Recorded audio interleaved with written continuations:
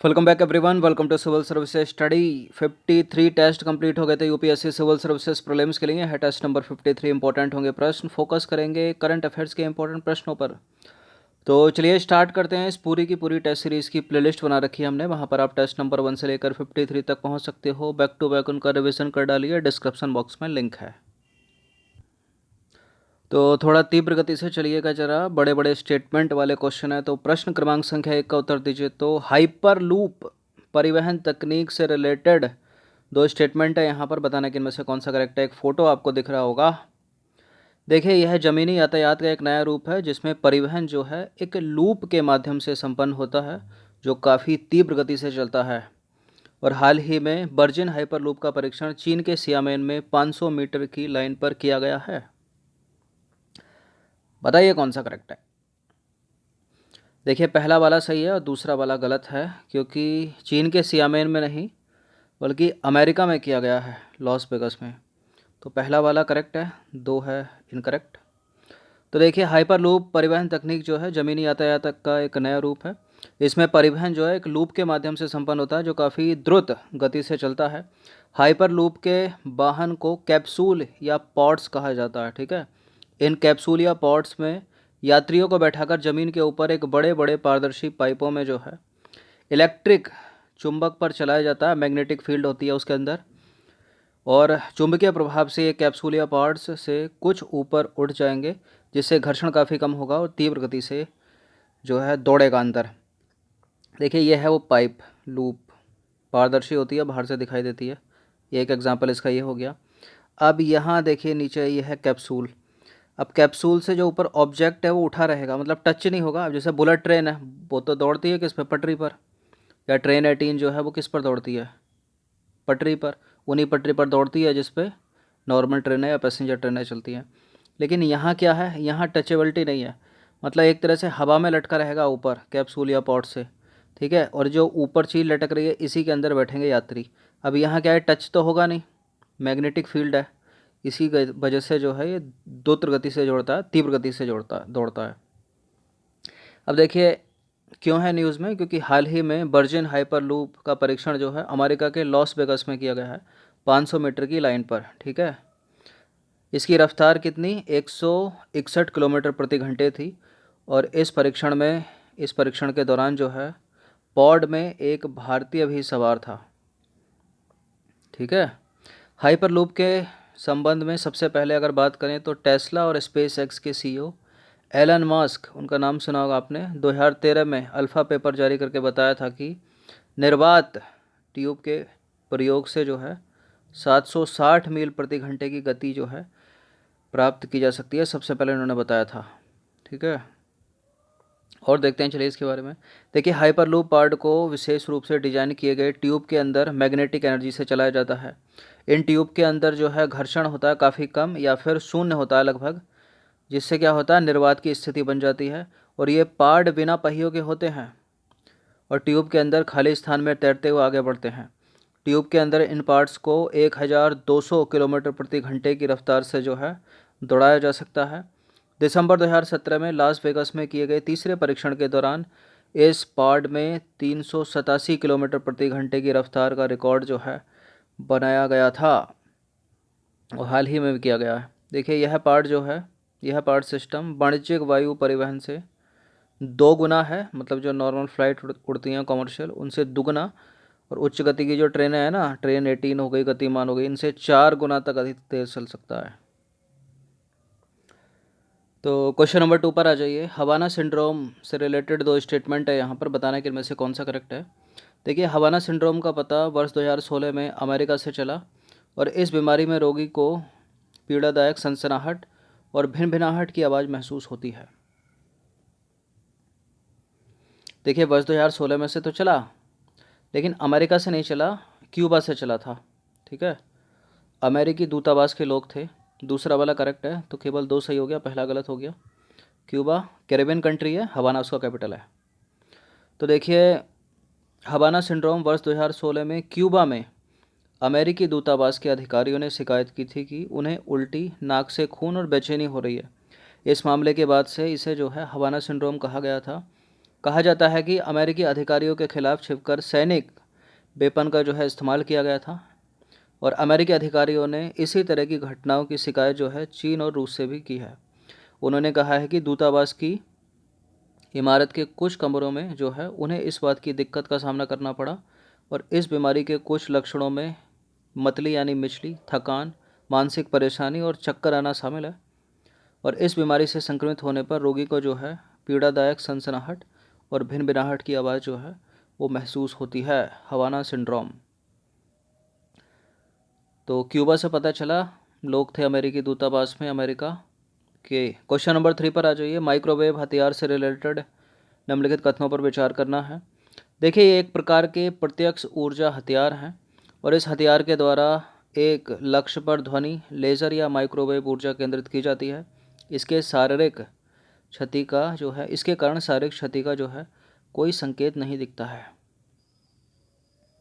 Correct है। चलो तीसरा वाला, दूसरा भी करेक्ट है और पहला वाला भी करेक्ट है। डायरेक्ट एनर्जी वेपन है ये माइक्रोवेव हथियार। तो सारे के सारे करेक्ट हो गए, डी हो गया इसका आंसर 1 2 3।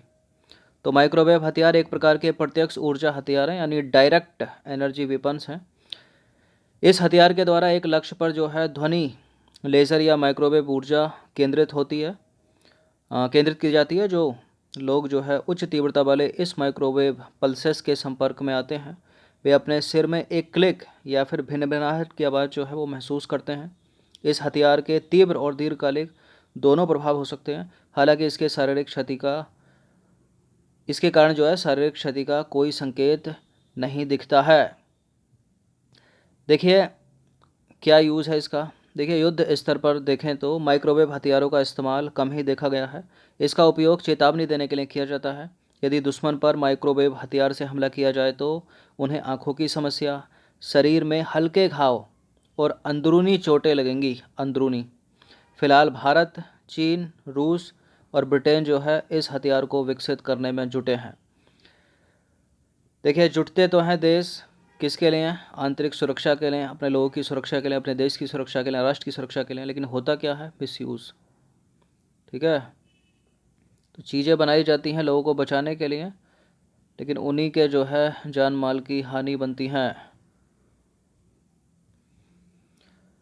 क्वेश्चन नंबर 4 पर आ जाइए। तेंदुओं की आबादी से रिलेटेड निम्नलिखित कथनों पर विचार करना है। कल का टेस्ट जिसने देखा होगा तो वो इस प्रश्न को करेक्ट कर सकता है। भारत में तेंदुओं की आबादी मध्य भारत, गंगा के मैदान और पूर्वी तथा पश्चिमी घाटों में वितरित है। IUCN की रेड लिस्ट में इसे किसे? तेंदुए को, मतलब लेपर्ड को संकटग्रस्त सूची में सूचीबद्ध किया गया है। देखिए, अभी 60% आबादी बढ़ी है 2014 से, तो संकटग्रस्त तो वैसे निकल गए। गलत है दूसरा वाला स्टेटमेंट, वुल्नरेबल है IUCN की रेड लिस्ट में। बाकी करेक्ट है पहला वाला, तो एक इसका आंसर हो जाएगा, 2 गलत है। तो देखिए मुद्दा क्या है। हाल ही में पर्यावरण, वन और जलवायु परिवर्तन मंत्रालय ने, यानी ministry of environment, forest and climate change द्वारा भारत में तेंदुओं की स्थिति 2018 नामक रिपोर्ट जो है वो जारी की गई है। रिपोर्ट क्या कहती है? भारत में तेंदुओं की आबादी वर्ष 2014 से अब तक 60% बढ़ी है। तेंदुओं की अनुमानित आबादी वर्ष जो 2014 में जो लगभग 8,000 थी, बढ़कर कितनी हो गई है? 12,852।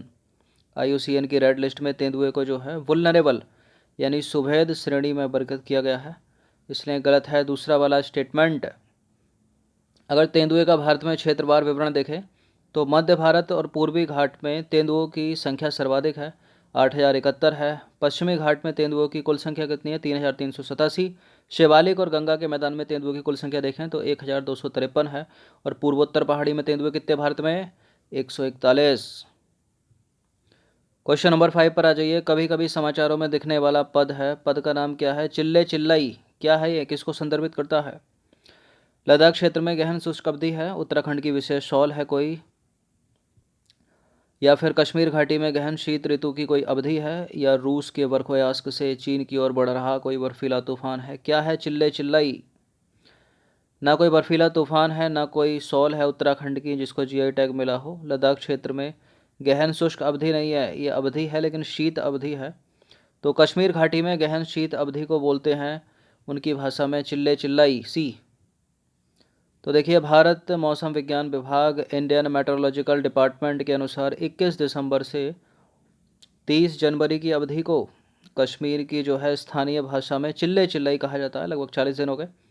21 दिसंबर 2020 को जो है कश्मीर घाटी के ऊपरी क्षेत्रों में कठोर शीत ऋतु के पारंपरिक 40 दिन की अवधि के समय को जो है चिल्ले चिल्लाई या चिल्लाई कालान की शुरुआत जो है वो हो गई है। आज कितनी हो गई है? 24, यानी 3 दिन हो गए इसको शुरू हुए। अब देखिए इन 40 दिनों में बर्फबारी की संभावना जो है सबसे अधिक रहती है और जो तापमान है वो नीचे जाकर 0 डिग्री से भी जो है नीचे चला जाता है।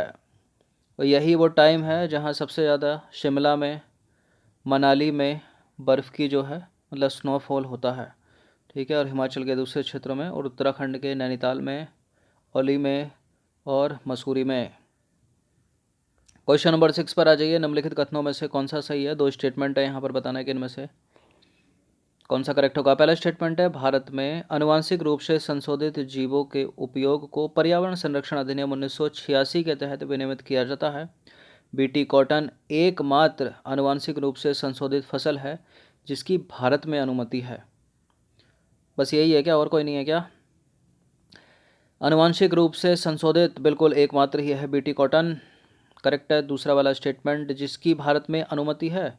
और पहला वाला भी सही है, दूसरा वाला भी, तो दोनों के दोनों करेक्ट है। सी है इसका आंसर। तो भारत में आनुवांशिक रूप से संशोधित जीव और उसके उत्पादों को पर्यावरण संरक्षण अधिनियम 1986 के तहत अधिसूचित खतरनाक सूक्ष्मजीवों, आनुवांशिक रूप से संशोधित जीवों या कोशिकाओं के विनिर्माण, उपयोग, आयात, निर्यात और भंडारण के नियम 1989 के रूप में संदर्भित या विनियमित किया जाता है। तो करेक्ट है पहला स्टेटमेंट। देखिए बीटी कॉटन या बीटी कपास या बैसिलस थ्यूरिजेनेसिस आनुवांशिक रूप से संशोधित, ठीक है, यानी जीएम जो है वो क्रॉप है, वो भी एकमात्र जिसे भारत में अनुमति प्राप्त है। बैसिलस थ्यूरिजेनेसिस एक जीवाणु है जो प्राकृतिक रूप से क्रिस्टल प्रोटीन उत्पन्न करता है। यह प्रोटीन कीटों के लिए हानिकारक होता है। ठीक है, तो इस प्लांट में जो है बैसिलस थ्यूरिजेनेसिस क्या करता है, एक जीवाणु है, एक बैक्टीरिया है जो प्राकृतिक रूप से क्रिस्टल उत्पन्न करेगा एक प्रोटीन के। ठीक है, ये प्रोटीन क्या करेगी, जो पेड़ पौधों को आहत पहुंचाते हैं, हानि पहुंचाते हैं, उनको नष्ट करेगा वो।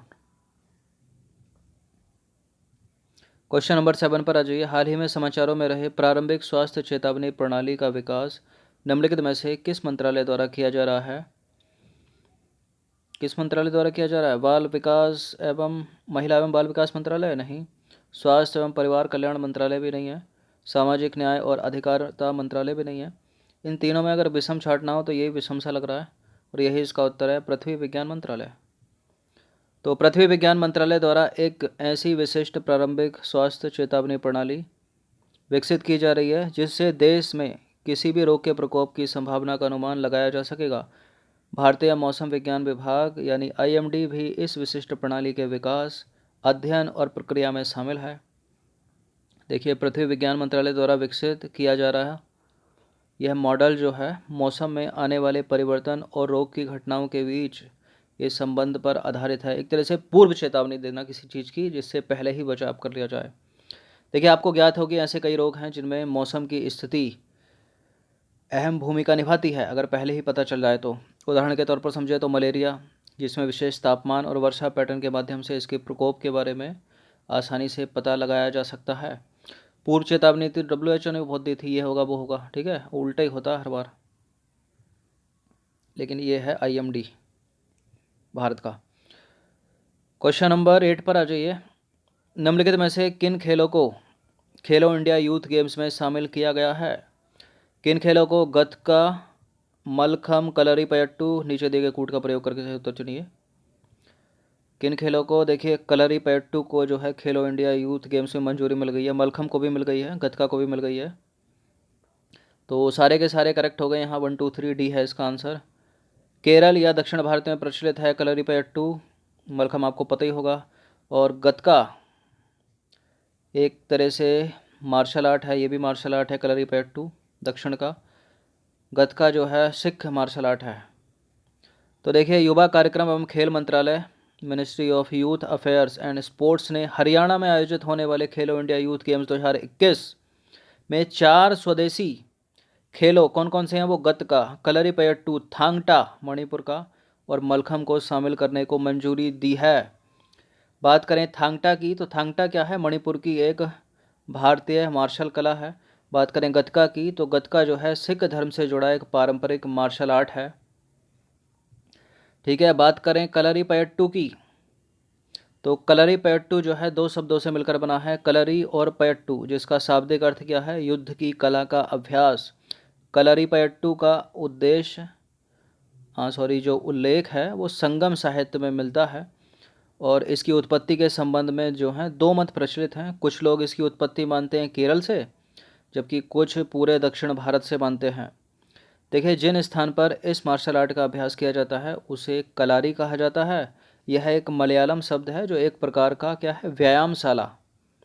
कलारी का शाब्दिक अर्थ क्या है, थ्रेशिंग फ्लोर या युद्ध का मैदान। बॉलीवुड में एक अभिनेता है विद्युत जामवाल, वो पारंगत हैं कलरीपयट्टू में। अक्षय कुमार ने भी सीखा है, और टाइगर श्रॉफ तो जिमनास्ट हैं। लेकिन जिमनास्ट भी जो सिखाते हैं, लेकिन उसमें होता क्या है कि कुछ जो है बहुत सारे टर्म जो है मार्शल आर्ट के भी सिखाए जाते हैं। ठीक है, तो ये सब मिला जुला जो है एक तरह से समागम है। एक नाम यूट्यूब पर चलता है शौर्य भारद्वाज का, उनको भी कलरीपयट्टू अच्छे से जो है पारंगत है, वो भी उसमें सिफूजी सिफूजी करके जो है चैनल। ठीक है, और यूपीएससी की फेवरेट है कलरी। 2014 में भी इससे सवाल आया, 16 में भी आया, 16 17 में, और पीछे भी कई बार पूछा है प्रश्न। सीधा सीधा पूछा है क्या ये, तो क्या है, कलरी मार्शल आर्ट कला है। तो क्वेश्चन नंबर 9 पर आ जाइए। निम्नलिखित कथनों पर विचार करना है। दो स्टेटमेंट है यहाँ पर, बताने के इनमें से कौन सा सही है। जंगली सुअर हो गया, नीलगाय हो गया और रीसस बंदर हो गया वन्य जीव संरक्षण अधिनियम 1972 की अनुसूची 2 और 3 के तहत संरक्षित हैं, और किसी भी परिस्थिति में इनका शिकार नहीं किया जा सकता। वन्य जीव कानून में प्रजातियों को 1 से 5 तक अनुसूची में विभाजित किया गया है। इस तरह का प्रश्न अगर एग्ज़ाम में देखने को मिल जाए तो यहाँ भी माइंड घूम सकता है कि 1 से 5 है या 1 से 4 है। तो ये सब चीज़ें भी आपको पता होनी चाहिए। तो करेक्ट है 1 से 5 ये दूसरा स्टेटमेंट। देखिए, जंगली सुअर हो गए, नीलगाय हो गए, रीसस मकार हो गए, वन्यजीव संरक्षण अधिनियम 1972 की अनुसूची 2 या 3 में तो संरक्षण प्राप्त है इनको। लेकिन यदि ये उत्पात मचा रहे हैं, जान माल को हानि पहुंचा रहे हैं, तो राज्य सरकार की अनुमति से केंद्र सरकार जो है इनको बामन कर सकती है, मतलब इनका शिकार कर सकती है, इनको मार सकती है, मारने के आदेश दे सकती है। तो गलत है पहला वाला स्टेटमेंट, दूसरा वाला सही है। केवल 2 B इसका आंसर हो जाएगा। तो वन्यजीव संरक्षण अधिनियम 1972 की धारा 62 क्या कहती है, राज्यों के द्वारा यानी स्टेट गवर्नमेंट केंद्र को वन्य जीवों की सूची भेजती है, जिसमें यह अनुरोध किया जाता है कि चयनित पशु को बर्मेन घोषित कर, ठीक है, बर्मेन, बामन बोला मैंने, बर्मेन है, बर्मेन घोषित कर उसके वध की अनुमति दी जाए। ठीक है, अब देखिए, जंगली सुअर हो गया, नीलगाय हो गया, रीसस मकाक हो गया, अनुसूची 2 और 3 के तहत इनको संरक्षण प्राप्त है, परंतु विशिष्ट परिस्थितियों में इनका शिकार किया जा सकता है। ठीक है, इसलिए गलत है पहला स्टेटमेंट। वन्यजीव कानून में प्रजातियों को 1 से 5 कितना, 1 से 5 तक अनुसूचियों में विभाजित किया गया है। तो मोटा मोटा ये भी पता होना चाहिए आपको, अधिकतर तो एक में डाल रखी हैं। क्वेश्चन नंबर 10 पर आ जाइए। निम्नलिखित कथनों पर विचार करना है। चलिए पढ़ते हैं इसको, पैसेज टाइप का है। यह वाणिज्यिक उद्यम के विचार को धर्मार्थ मतलब चैरिटेबल गैर लाभकारी संगठन के सिद्धांतों के साथ मिश्रित करने वाली अवधारणा है। इन चार में से किसी एक की बात हो रही है। इसमें सामाजिक असमानताओं को दूर करने वाले व्यावसायिक मॉडल के विकास पर जोर दिया जाता है। यह अवधारणा आर्थिक पहल को सफल बनाने में मदद करती है, और इसके तहत किए जाने वाले सभी निवेश सामाजिक एवं पर्यावरणीय मिशन पर केंद्रित होते हैं। सामाजिक एवं पर्यावरणीय मिशन पर केंद्रित होते हैं। उपर्युक्त कथन निम्नलिखित में से किस अवधारणा की सर्वोत्कृष्ट व्याख्या करता है। सामाजिक उद्यमता बोलते हैं क्या इसको, या फिर सहानुभूतिशील पूंजीवाद है, सामाजिक पूंजी है, क्या है। अब यहाँ से यहाँ तक लिखा है एग्जामिनर ने, ठीक है। अब इसका उत्तर इनमें से तो कोई नहीं होगा, नहीं, और हुआ भी नहीं है। इस तरह के सवाल जो भी पूछे गए हैं पिछले 12-15 वर्षों में यूपीएससी में, ठीक है, एक उत्तर तो जरूर होता है इनमें से, और इसका उत्तर क्या है? सामाजिक उद्यमिता, ऑप्शन नंबर ए। तो देखिए, सामाजिक उद्यमिता वाणिज्यिक उद्यम के विचार को जो है धर्मार्थ मतलब चैरिटेबल गैर लाभकारी संगठन के सिद्धांतों के साथ मिश्रित करने वाली जो है अवधारणा है। इसमें सामाजिक असमानताओं को दूर करने हेतु कम लागत वाले उत्पादों एवं सेवाओं से जुड़े व्यावसायिक मॉडल के विकास पर जोर दिया जाता है। यह जो अवधारणा है आर्थिक पहल को सफल बनाने में मदद करती है, और इसके तहत किए जाने वाले सभी निवेश सामाजिक और पर्यावरणीय मिशन पर केंद्रित होते हैं। सामाजिक उद्यमियों को सामाजिक नव प्रवर्तनकर्ता यानी सोशल इनोवेटर्स भी कहा जाता है। वे परिवर्तनकारी एजेंट के रूप में कार्य करते हैं और अपने अभिनव विचारों का उपयोग करके महत्वपूर्ण परिवर्तन करते हैं। वे समस्याओं की पहचान करते हैं और अपनी योजनाओं के माध्यम से उनका समाधान करते हैं। ठीक है, तो 10 प्रश्न थे इम्पोर्टेंट, इनकी प्रैक्टिस एक बार करना और दूसरी बार इनका रिवीजन करना। ठीक है, 53 टेस्ट कंप्लीट हो गए हैं, तो आगे बढ़ने के साथ 1 से 5 या 10 तक पकड़ लीजिए जल्दी से उनका रिवीजन। ठीक है, फिर 11 से 20 पर आ जाइए ताकि पिछला ना भूलो। धन्यवाद।